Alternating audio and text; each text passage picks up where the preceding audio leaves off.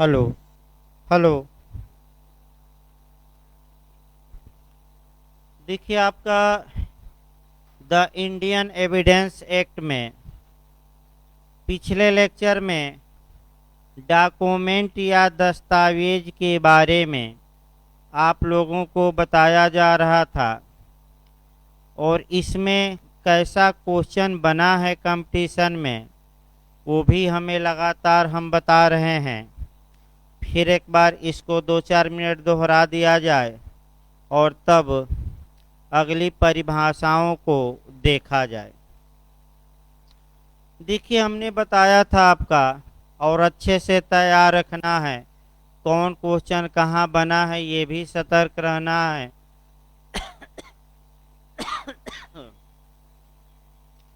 दस्तावेज हमने बताया था कि किसी विषय को यानी कि मैटर को किसी पदार्थ पर यानी कि सब्सटेंस पर या तो अक्षरों द्वारा या अंकों द्वारा या चिन्हों द्वारा अर्थात लेटर्स द्वारा या मार्क्स द्वारा या फिगर्स द्वारा आपका अभिलिखित या वर्णित किया गया है, यानी कि अभिलिखित या वर्णित किया गया है और इरादा या इंटेंशन ये है कि हम इसे अभिलेखन के रूप में, लिखावट के रूप में या लिखित के रूप में उपयोग करेंगे या उपयोग किए जाने की संभावना हो, यानी कि उपयोग किया जा सके, इसी को हम डॉक्यूमेंट कहते हैं,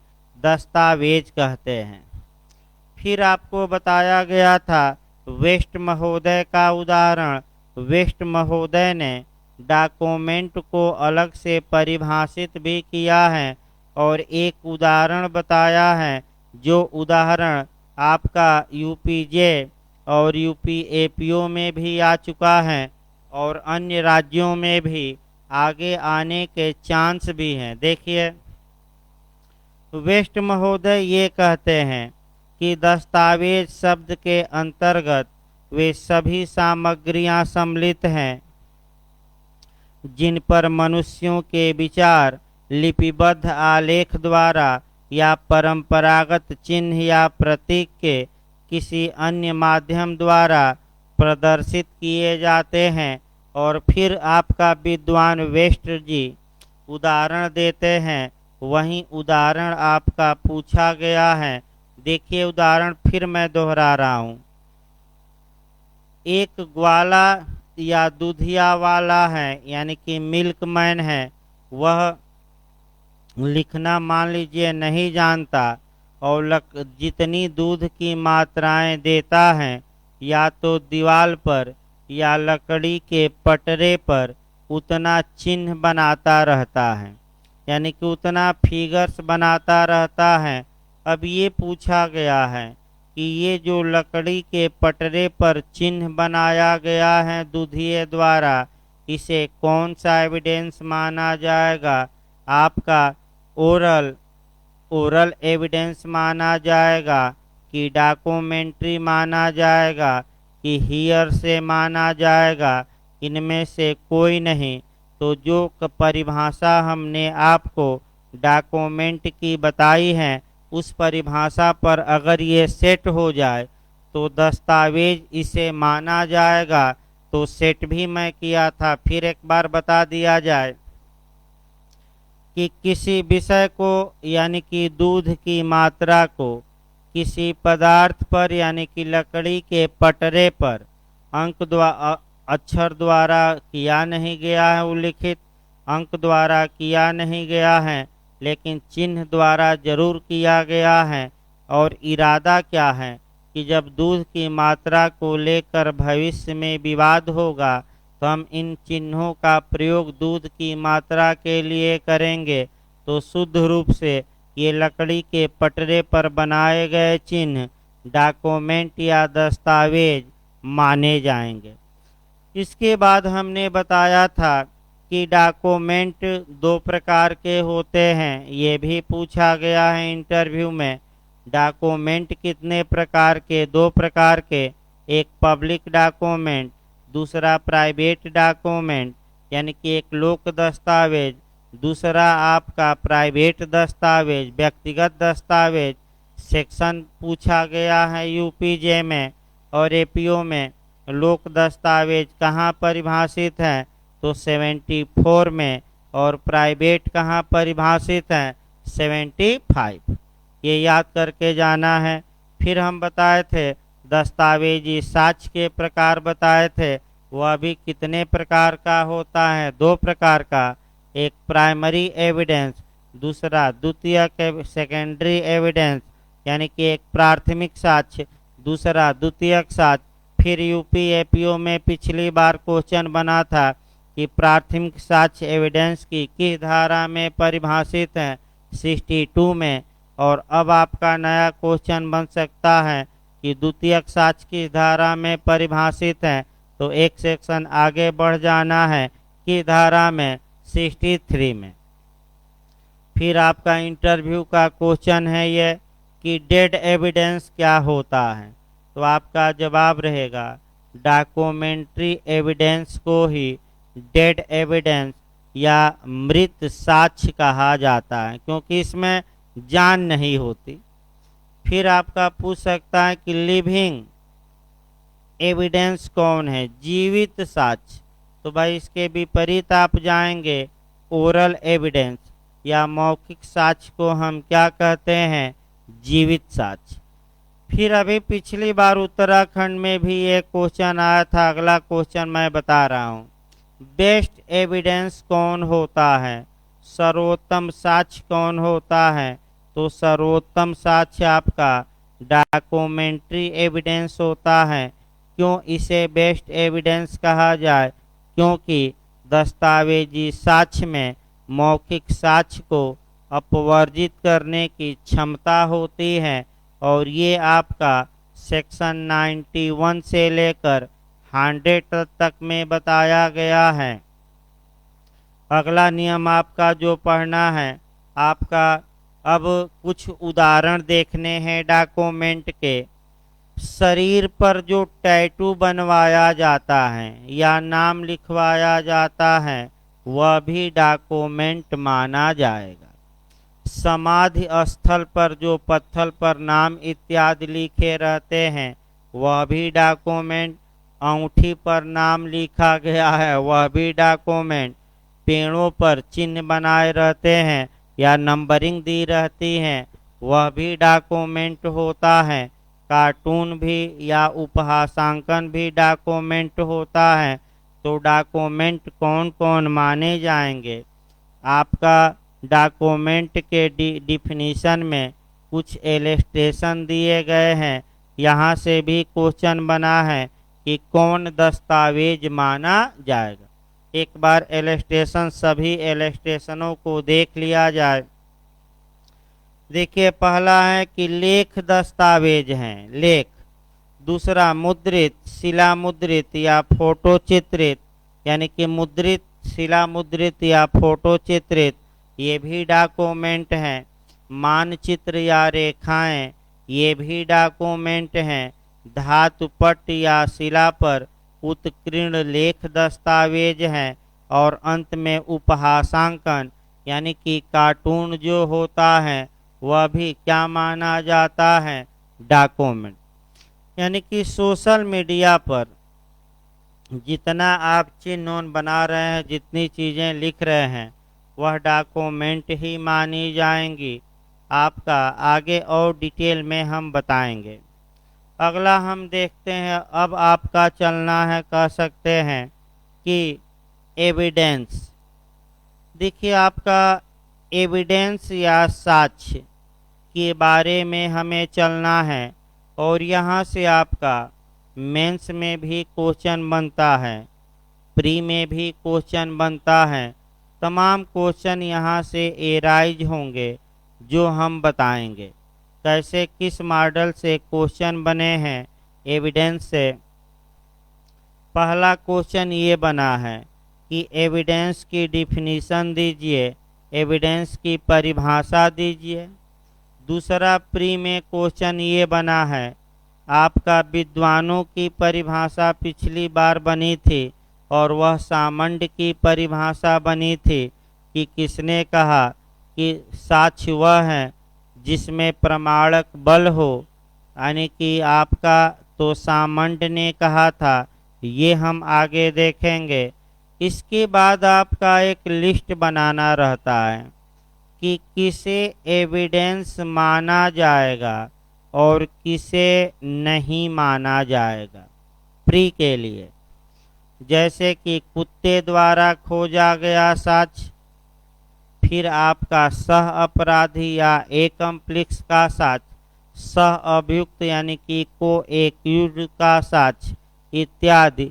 हम एक लिस्ट बनाएंगे और समझाते भी रहेंगे और केस सहित आपको बताएंगे कि क्या इसे एविडेंस माना जाएगा कि नहीं माना जाएगा। वर्तमान समय में जो पूछा जा रहा है कि अनुचित साधनों द्वारा, अभी आपका यूपी में भी आया था पिछली बार, कि गलत तरीके से अगर कोई एविडेंस पाया जाता है तो क्या वह रेलेवेंट होगा, यानी कि उचित होगा कि नहीं होगा, अर्थात क्या उसे साक्ष्य में प्रस्तुत किया जा सकता है कि नहीं किया जा सकता।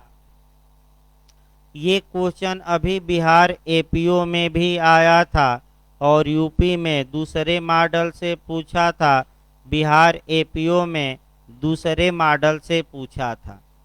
इसके बाद जो हमें एविडेंस की परिभाषा में पढ़ना है, एविडेंस के प्रकार या काइंड्स ऑफ एविडेंस देखना है और यहाँ से प्री में भी, इंटरव्यू में भी और मेंस में भी क्वेश्चन बनते हैं। तो आइए एक एक करके हम शुरू करते हैं। सबसे पहले हम काइंड्स ऑफ एविडेंस देखेंगे, यानी कि साक्ष्य के प्रकार। देखिए, जहाँ तक साक्ष्य के प्रकार की बात है, पहले कंसेप्ट बना लीजिए। अगर हम एविडेंस एक्ट में देखें तो साक्ष्य को डिफाइन न करके केवल और केवल दो काइंड्स में बांट दिया गया है। एक ओरल एविडेंस यानी कि मौखिक साक्ष्य और दूसरा डॉक्यूमेंट्री एविडेंस यानी कि दस्तावेजी साक्ष्य। और जो इलेक्ट्रॉनिक रिकॉर्ड हैं या इलेक्ट्रॉनिक अभिलेख हैं, इसे दस्तावेजी साक्ष्य में समाहित किया गया है आईटी एक्ट सन 2000 द्वारा। यानी कि इलेक्ट्रॉनिक रिकॉर्ड को क्या माना गया है कानून द्वारा, डॉक्यूमेंट्री एविडेंस। यानी कि अगर भारत में हम बेयर एक्ट पढ़ेंगे आगे तो केवल दो प्रकार का एविडेंस दिखता है, एक ओरल एविडेंस और दूसरा डॉक्यूमेंट्री। इन दो प्रकार के एविडेंसों को विद्वानों ने पोस्टमार्टम कर दिया, चीर फाड़ कर दिया, यानी कि इसको विस्तृत किया और आपका एविडेंस के 8 प्रकार निकाल दिए। यानी कि बेयर एक्ट में कितने प्रकार, 2, और विद्वानों ने इसकी व्यापक व्याख्या करके कितने प्रकारों में बांट दिया, 8 यानी कि 8। अब ये जो 8 प्रकार होंगे, या तो ये आपका ओरल में आएगा मौखिक में या डॉक्यूमेंट्री में, इसमें कोई शक नहीं है। यानी कि या तो मौखिक साक्ष्य होगा या दस्तावेजी। लेकिन ये क्वेश्चन आपका बिहार जे इंटरव्यू में बना था कि एविडेंस कितने प्रकार का होता है बताइए। एक लोग बता दिए 2 प्रकार का, फिर बोर्ड ने आपत्ति की कि क्या और प्रकार नहीं होता। यानी कि अब बोर्ड पूछना क्या चाहता है, 2 प्रकार चाहता है कि 8 प्रकार चाहता है। अब ये बोर्ड के आशय पर निर्भर है, 8 प्रकार पूछे तो 8 याद करके जाइए। प्री का भी क्वेश्चन यहाँ बता दिया जाए, कौन साक्ष्य का प्रकार नहीं है। 8 में से 3 देगा और एक दूसरा देगा, माने अलग दे देगा ऑप्शन, आपको खोजना पड़ेगा। तो आइए हम भी ये मेंस में भी पूछा जाता है, आपका टिप्पणी में भी पूछा जाता है। तो प्री मेंस और इंटरव्यू तीनों के लिए ये प्रकार आप याद रखेंगे। तो आइए हम शुरू करते हैं। आपका कह सकते हैं काइंड्स ऑफ एविडेंस। ये जो प्रकार हैं ये एक दूसरे के अपवर्जी नहीं है, यानी कि एक दूसरे को बाहर नहीं करेंगे, बल्कि एक दूसरे में क्या रहेंगे, समाहित, वेस्टेड हैं। आइए पहला हम प्रकार देखते हैं ओरल एविडेंस, यानी कि मौखिक साक्ष्य। पहले 8 प्रकार बता दिया जाए तब और बताया जाएगा। ओरल एविडेंस या मौखिक साक्ष्य। जब भी आप मौखिक साक्ष्य पढ़िए, पहले कवर कर लिया जाए कि कौन कौन सा सेक्शन आपको पढ़ना है। तो इसके लिए सेक्शन 3 पढ़ेंगे एविडेंस एक्ट का। फिर आपका जो सेक्शन 3 के साथ आपका ओरल एविडेंस के लिए हम 60 पढ़ाएंगे सेक्शन। 60 के बाद आपका 119 भी पढ़ना है, यानी कि 3 सेक्शन। इसके बाद आपका एक केस पढ़ना है और वह जो केस पढ़ा जाता है अभी उत्तराखंड में जे में प्री में भी आया था, क्वीन इम्प्रेस वर्सेज अब्दुल्ला का। क्वीन इम्प्रेस वर्सेज अब्दुल्ला का केस पढ़ा जाता है। 1885 का केस है। इलाहाबाद हाई कोर्ट का केस है। इलाहाबाद हाई कोर्ट का केस है। इसमें 4 जजों की पीठ बैठी थी, यानी कि कितने जज थे, 4 जज थे। फिर आपका 3-1 से निर्णय आया और इसमें मुख्य न्यायाधीश भी हमें देखना है। मुख्य न्यायाधीश भी याद रखना है, जस्टिस पैथरम थे। और जो ये एक अल्पमत में निर्णय दिए थे ये जस्टिस महमूद थे, जस्टिस महमूद। और उत्तराखंड ने ये क्वेश्चन प्री में बनाया कि यह केस किससे रिलेटेड हैं या किससे संबंधित हैं। तो आइए हम एक एक करके शुरुआत करते हैं। ओरल एविडेंस से शुरुआत करते हैं और आपका ये बता दिया गया है कि आपको कौन कौन से बातें यहाँ पढ़नी हैं। देखिए टिप्पणी में आए तो कम से कम इतना तैयार रखिए कि 1 पेज आप लिख सकें। देखिए इसको कैसे शुरुआत करेंगे। जब कोई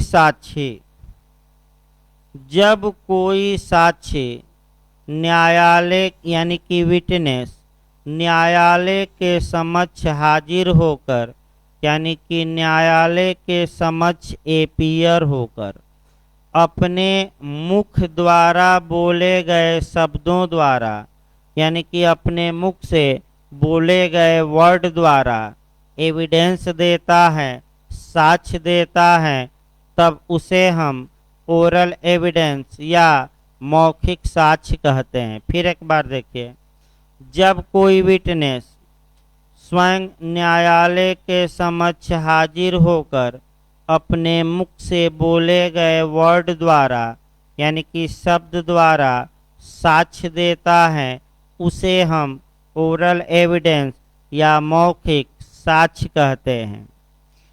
सेक्शन 3 में यह साक्ष्य की परिभाषा में यह बताया गया है कि वे सभी स्टेटमेंट या वे सभी कथन जिनके जांचाधीन तथ्य के विषयों के संबंध में, यानी कि न्यायालय जिन सब्जेक्ट की जांच कर रहा है, यानी कि वे सभी कथन जिनके जांचाधीन तथ्य के विषयों के संबंध में न्यायालय अपने सामने साक्षियों द्वारा किए जाने की अनुज्ञा देता है, परमिशन देता है या अपेक्षा करता है, यानी कि आशा करता है।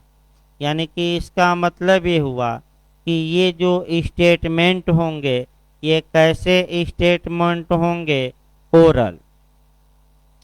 फिर सेक्शन 60 आ जाइए। सेक्शन 60 हमें ये बताता है कि ओरल एविडेंस अर्थात मौखिक साक्ष्य, चाहे जैसी भी कंडीशन हो, चाहे जैसी भी परिस्थिति हो, हर हाल में डायरेक्ट होगा, प्रत्यक्ष होगा। प्रत्यक्ष का मतलब ये हुआ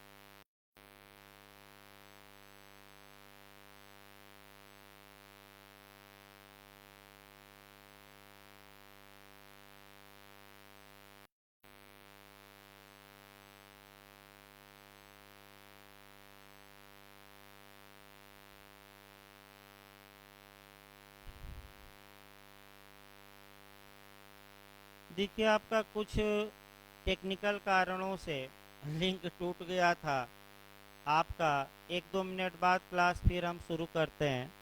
1-2 मिनट में फिर आप लोग जुड़ जाइए जिनका क्रम टूट गया है। यानी कि आपका जैसे कि आपका उदाहरण तब तक बता दिया जाए। एक दूसरा जैसे कि रह जेष्टे होता है, चैन का सिद्धांत या माला का सिद्धांत या गुड़िया का सिद्धांत।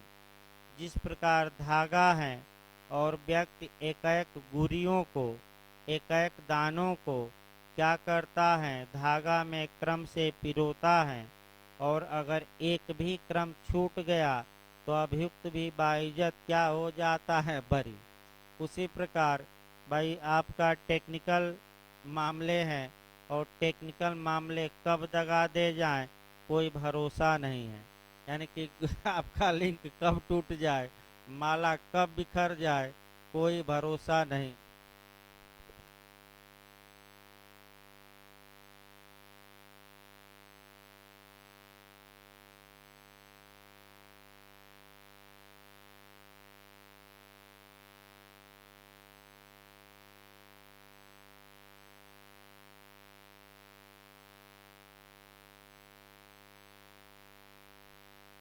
देखिए आपका बताया जा रहा था ओरल एविडेंस के बारे में। आप मेंस में भी कोरिलेट करके ही लिखिए, पढ़ते समय भी कोरिलेट करके ही लिखिए।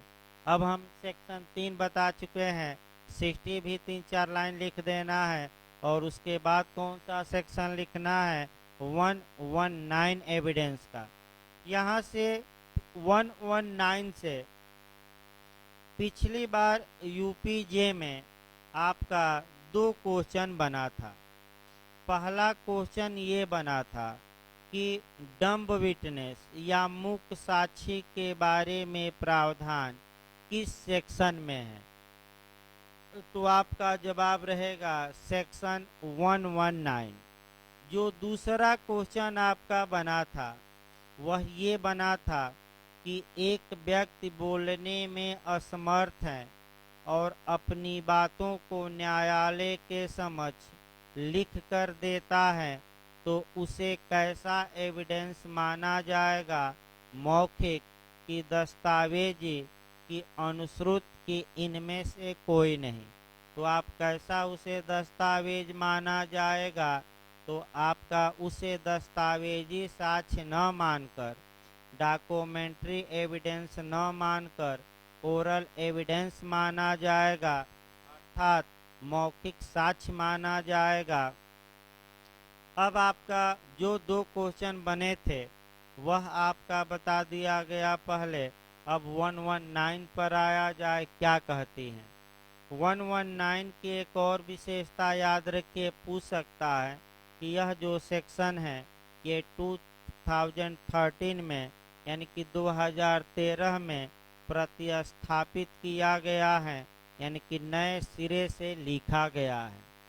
अब 119 ये कहता, डम्ब विटनेस हेडिंग नहीं है, अब ये हेडिंग है इसकी कि जो साक्षी बोलने में क्या हो, असमर्थ। अब आइए, अगर कोई साक्षी बोलने में असमर्थ है तो वह साक्ष्य देने में अक्षम नहीं होगा बल्कि सक्षम होगा, और वह अपनी बातें या तो संकेत या इशारे द्वारा या चिन्ह बनाकर या किसी अन्य प्रकार से दे सकता है जिसे वह अपनी बातों को बोधगम्य बना सके, यानी कि जिसे कि वह अपनी बातों को न्यायालय को क्या कर सके, समझा सके। यदि वह अपनी बातों को लिख कर देता है ऐसी कंडीशन में तो वह खुले न्यायालय में लिखना होगा, और ये जो वह लिख कर देगा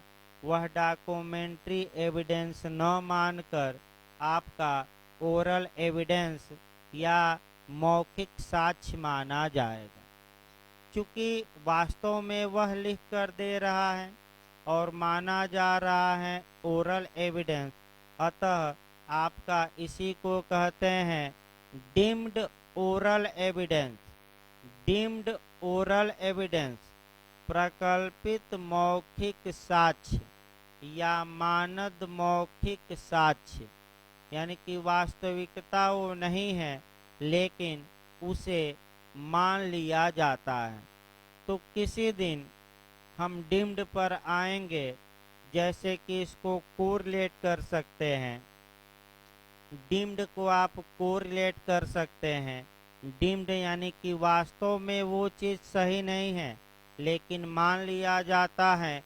डीम्ड पर एक क्वेश्चन आपका निश्चित बनता है और मैं आपका कोरिलेट भी करा दे रहा हूँ। डीम्ड पर कैसे कोरिलेट करेंगे, इसको एक जगह आप कम से कम सेक्शन तैयार रखिएगा। आपका एविडेंस एक्ट पढ़िएगा, यानी कि साक्ष्य अधिनियम जब पढ़िएगा तो डीम्ड पर जब पढ़ना है तो आपका 119 पढ़ेंगे और इसी के साथ आपका सेक्शन आपका 63 का क्लाज 5 भी पढ़ना है। जब आप इसी को हम संविधान में भी देख सकते हैं, डीम्ड को सीपीसी में भी देख सकते हैं। डीम्ड को जहां तक संविधान सीपीसी में भी देख सकते हैं, कॉन्ट्रैक्ट यानी कि संविदा अधिनियम में भी देख सकते हैं। आपका देखिए कहाँ कहाँ दिया गया है संविधान में। आपका पिछली बार बिहार जे में भी आया था कि किस विद्वान ने भारतीय संविधान को क्वासी फेडरल या डीम्ड फेडरल माना था, अर्ध परिसंघीय माना था। तो केसी वेयर ने भारतीय संविधान को क्या माना है, डीम्ड फेडरल। सीपीसी में आप जो डिक्री या आज्ञप्ति की परिभाषा है, सीपीसी के सेक्शन 2 के उप